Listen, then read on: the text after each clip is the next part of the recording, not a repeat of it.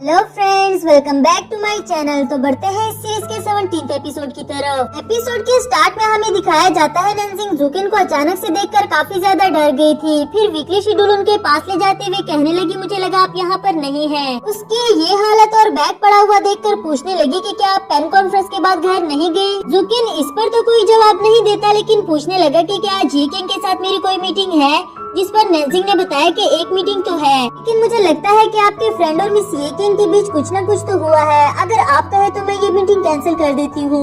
वैसे तो नंजिंग ये बात बहुत अच्छे से जानती थी कि उसका कोई फ्रेंड नहीं बल्कि जुकिन ही ये किंग को पसंद करता है। अब की बार तो आखिरकार जुकिन ने भी कह दिया कि क्या तुम्हें मेरी हालत नजर नहीं आ रही, बाकी सारी मीटिंग्स कैंसिल कर दो सिवाय ये किंग के साथ। नंजिंग उसकी बात को फॉलो करते हुए यहाँ से चली गई और जुकिन को अभी भी ये किंग की वही बात परेशान कर रही थी कि तुम ऐसे प्रिटेंड करो जैसे तुमने मुझे कुछ भी नहीं कहा। नेक्स्ट सीन में मीटिंग के दौरान ये बात डिस्कस की जा रही थी कि विनर ऑथर्स को प्राइज दिए जाएंगे, लेकिन जुकिन के माइंड में तो अभी भी वही बात गूंज रही थी। स्ट्रेट फॉरवर्ड होकर ये किंग से पूछने लगा कि मैं ऐसे प्रिटेंड क्यों करूं, जिस पर मीटिंग के बाकी सब लोग भी उसे हैरानी से देखने लगे। ये किंग उसकी कंडीशन समझ जाती है और फौरन से ही मीटिंग कैंसिल कर दी, ये कहते हुए कि हम इस बारे में बाद में डिस्कस करेंगे। मीटिंग खत्म होने के बाद भी जुकिन अपने सवाल का जवाब मांगना चाह रहा था, लेकिन ये किंग बोली, तुम पेन कॉन्फ्रेंस के बाद घर नहीं गए ना, मैं ड्राइवर को बुला के तुम्हें घर भेजती हूँ। जुकिन ऐसे मानने वाला कहाँ था, इतनी कोशिश करने के बाद ही तो उसमें ये थोड़ी सी हिम्मत आई थी। आखिरकार ये किंग भी भड़क पड़ी कि अगर तुम पुलिस के सामने ऐसे ही बिहेव करते रहे तो हम दोनों एक साथ काम कैसे करेंगे, और अगर तुम चाहते हो कि मैं रिजाइन कर दूं तो ठीक है, मैं ये भी कर दूंगी। वहाँ से आने के बाद नंजिंग को अपने रूम में बुलाया, उसे बताती है कि नोवेल को लेकर मैं जुआन से पर्सनली मिलना चाहती हूँ, क्योंकि उसका कॉन्टेक्ट नंबर हमारे पास नहीं है, इसलिए तुम उसके साथ मेरी मीटिंग अरेंज करो। नंजिंग को मिस ये किंग काफी ज्यादा सैड लगी और वो वाकई इन बातों को लेकर काफी ज्यादा सैड थी। इसके बाद नंजिंग जुआन को कॉल लगाती है, उसे चिढ़ाते हुए कहने लगी, हेलो मिस्टर जुआन, मैं बैंक से कॉल कर रही हूँ। इस पर जुआन भी प्रिटेंड करते हुए बोला, सॉरी मिस, आपने रॉन्ग नंबर मिला दिया। वैसे वो नंजिंग से नाराज था क्योंकि उसने इतनी लेट कॉल की। ये बोली, माफ कर दो ना, वर्किंग आवर में तुम्हें कॉल भी नहीं कर सकती और काम करना भी तो जरूरी है, आखिर मेरा बॉयफ्रेंड भी जॉबलेस है, उसे भी संभालना मेरी जिम्मेदारी है। एंड जुआन कहने लगा, तुम्हारा बॉयफ्रेंड अब जॉबलेस नहीं रहेगा, तुमसे मिलकर तुम्हें एक बड़ा सरप्राइज देने वाला हूँ। नंजिंग ने भी उसे शाम को लाजमी पिक करने का बोल दिया क्योंकि उसे भी जुआन को एक सरप्राइज देना था।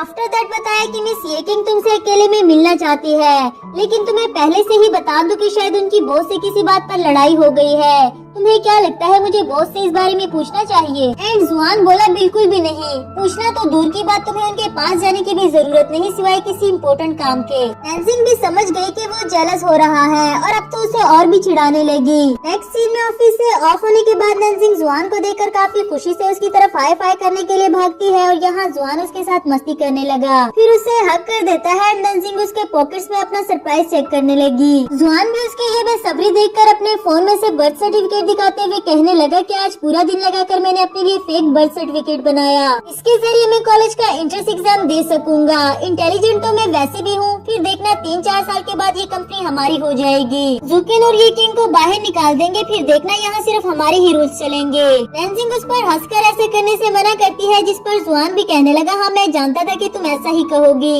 लेकिन कम से कम पढ़ने लिखने के बाद मैं जॉब तो कर सकूंगा ना। नंजिंग ने उसका बर्थ सर्टिफिकेट भी डिलीट कर दिया कि मैं अपने बॉयफ्रेंड को तो फीड कर ही सकती हूँ। अब चलो मेरे साथ, मुझे तुम्हें एक स्पेशल जगह दिखानी है। नेक्स्ट सीन में उसे अपने हाई स्कूल लेकर आई, साथ साथ उसे अपने कारनामे बताती है जो वो स्कूल टाइम में किया करती थी, और जुआन उसकी बातें सुन सुनकर उस पर हंसता रहा। फिर उसे अपनी क्लास दिखाने के लिए लाई और यहाँ एक स्टूडेंट की कहानी सुनाने लगी कि वो जब भी बोर्ड पर कोई सेंटेंस लिखता तो उसके आखिर में यू जरूर लिख देता था। हम में से कोई भी नहीं जानता था कि आखिर वो ऐसा क्यों करता है, लेकिन ग्रेजुएशन के बाद आखिर उसने उस लड़की को अपनी फीलिंग्स बता ही दी जिसके लिए वो यू लिखा करता था। ये बात सुनकर जुआन भी फौरन से बोर्ड की तरफ जाता है और बोर्ड पर नंजिंग का नाम लिखकर उसके अराउंड दिल बना दिया। वो भी देखकर काफी ज्यादा खुश हुई, फिर बोर्ड के पास आकर अपने नाम के साथ जुआन का नाम लिखकर फिर से दिल बनाया। अब जुआन को तो उस पर इतना ज्यादा प्यार आया कि उसका हाथ पकड़कर उसे किस करने लगा, लेकिन हमेशा की तरह इस बार गार्ड के आ जाने की वजह से किस नहीं कर पाते। नंजिंग काफी डर जाती है और जुआन उसका हाथ पकड़कर भगाते हुए ले गया।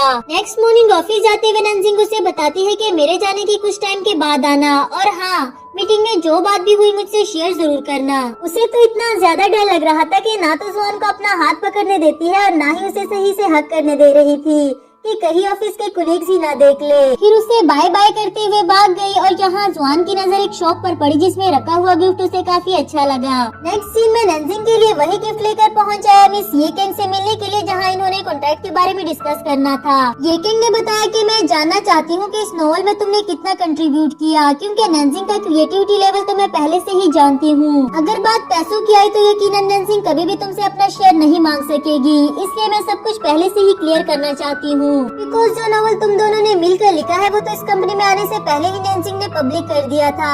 उसे नंजिंग का लिखा हुआ नॉवल दिखाती है जिसमें उसने जुआन को विलन बनाया हुआ था और वो भी देखकर काफी ज्यादा शॉक्ड हो गया। बट इससे कहीं ज्यादा तो उसका दिल टूटा कि नंजिंग स्टार्ट से ही सब कुछ जानती थी, लेकिन अब तक मुझसे झूठ बोलती रही। काफी स्पेशलिस्ट होकर बगैर कुछ कहे वहाँ से जाने लगा और नंजिंग की तरफ तो देखा भी नहीं। इधर नंजिंग भी उसे ऐसे जाता हुआ देखकर उसके पीछे भागती है, उससे बात करने की कोशिश करती है, पूछने लगी कि मिस येकिंग ने तुमसे क्या कहा। जुआन उसकी सुने बगैर कहने लगा, सच सच बताओ मैं कौन हूँ?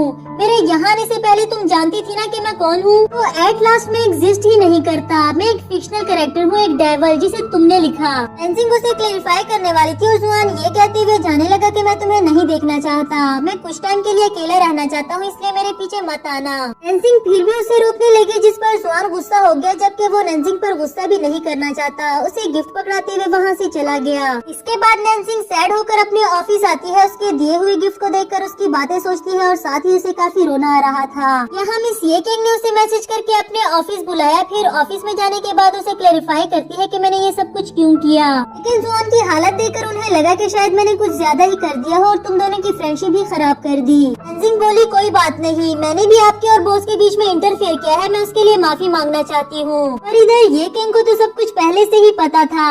कहने लगी कि उसका रोज मुझे ऐसे सीक्रेटली देखना और तुम्हारे ऐसे अजीब बिहेवियर से मैं सब कुछ समझ गई थी। नंजिंग ने बताया कि वो आपको बहुत पसंद करते हैं, बिहाइंड द सीन उन्होंने आपके लिए काफी हार्ड वर्क की।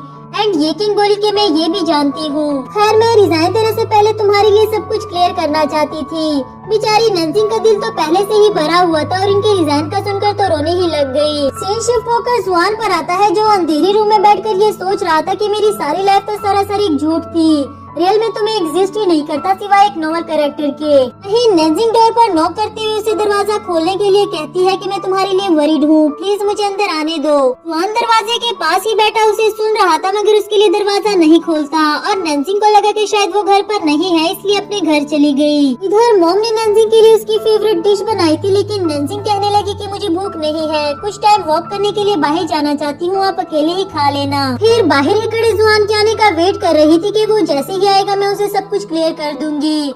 यहाँ कुछ बच्चों को भी खेलते हुए देखती है। दूसरी तरफ जुआन आते हुए इसे खड़ा देख लेता है और उसे मिले बगैर अपना रास्ता चेंज करके अपने घर चला गया। ये सोचकर उसे अपनी इस हरकत पर काफी ज्यादा बुरा भी लगा कि मैं भी नंजिंग के साथ वही कर रहा हूँ जो इस दुनिया वालों ने किया। अपने टेडी बेयर को देखते हुए कहने लगा, मुझे ऐसे मत देखो, मैं उसे कोई सजा नहीं दे रहा, बल्कि मैं तो खुद भी नहीं जानता कि उसका सामना कैसे करूं उससे बात। मैं जानता हूँ कि इस सारे मामले में उसकी कोई गलती नहीं है और फिर मैंने उसे थोड़ी कहा था कि वहाँ खड़े होकर मेरा वेट करे। वो जितना मर्जी चाहे नंजिंग को इग्नोर करे, लेकिन उसे वहाँ खड़े भी तो नहीं छोड़ सकता। बैल्कनी से उसे देखने लगा। इधर नंजिंग ने इस बच्चे का मास्क ले लिया था, जो कि अब घर जाते हुए उससे वापस मांग रहा था और नंजिंग थोड़ी देर और अपने पास रखने के लिए कहती है। बच्चे की मॉम भी मास्क वापस करने के लिए कहती है, लेकिन वो कहने लगी कि मैं किसी का वेट कर रही हूँ, प्लीज इसे थोड़ी देर मेरे पास रहने दे। वही जुआन आ गया, जिसे देखकर नंजिंग खुश हो जाती है और हमारा एपिसोड यहाँ पर खत्म हुआ।